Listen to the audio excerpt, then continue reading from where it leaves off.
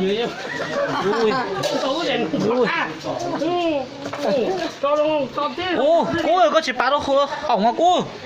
Cho tí không, cho tí không. Rồi rồi, không. Thành nghe cho ta á.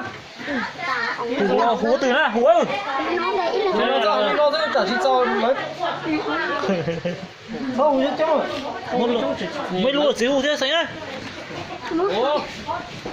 Lúc nào trong hôm mà nào trong họ tôi chưa tổ chức mua lúa gì tổ chức mua bè tôi tụi nó lo con này xí lúa lồng đá trong đá luồn bè này xí lúa lồng đá trong đá luồn tù cho mô nó sẽ để nó ta rồi đi chụp đi thu lò vô lại trong của ta trên đá của lò đầu cứ chọc cái hòn tàu kế là kế lòng mù lịch nhiều túp lịch kia là túp tèo chế nó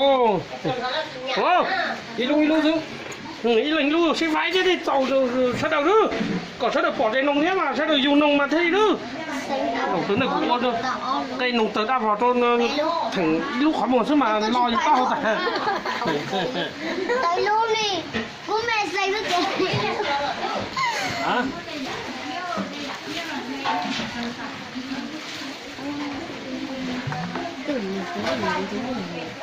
giờ cái chúng bé à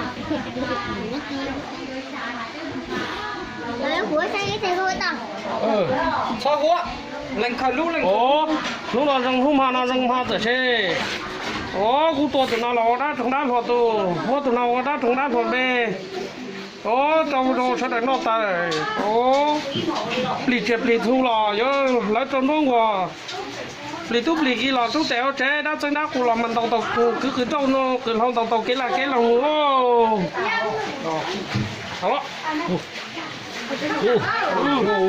Ui, cây nông mà. xem mà cây nông còn đâu thể mà thế sao được bây giờ áo rồi